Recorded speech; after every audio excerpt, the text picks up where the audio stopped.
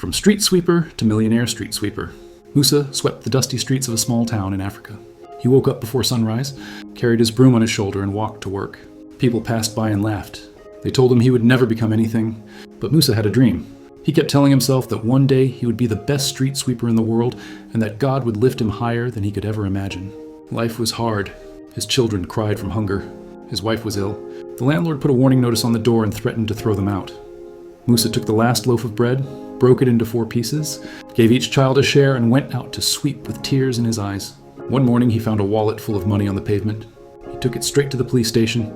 The next day the owner, a wealthy man, came to him and gave him a reward. With that money, Musa paid the rent and bought milk for his children.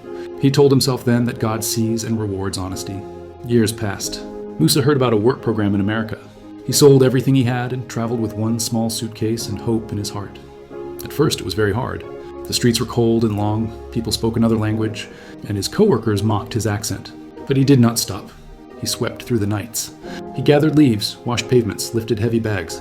What incredible determination he had. One harsh winter, a snowstorm blocked the whole city. An ambulance was stuck and could not move. Musa jumped out of his truck and began clearing the road on his own. He opened the way right up to the hospital. The next day, the newspapers wrote about him. People said that a simple street sweeper had saved lives. His bosses promoted him to team leader. Can you believe how much courage Musa had not to give up? But the trials did not end. He was robbed on the bus. He lost all his money and his phone. He slept for 2 nights in the company garage. Yet every morning, he was the first to arrive at work. A colleague handed him an old phone and said, "Don't give up, God is with you." Musa smiled and carried on. Over the years, Musa became well known. He brought new ideas and brought order to the city.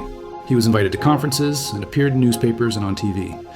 But the biggest surprise came one day with an unexpected call.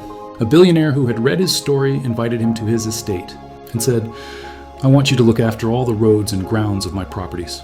I will pay you $1 million a year."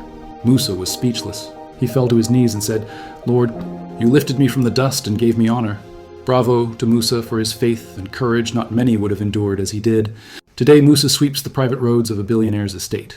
His children attend good schools. His wife is healthy. His home is full of laughter. And yet, every morning before starting work, Musa pauses for a moment and says, "Thank you, Lord, for everything." What do you think about Musa's story? Share your dream with us. We will not laugh at you.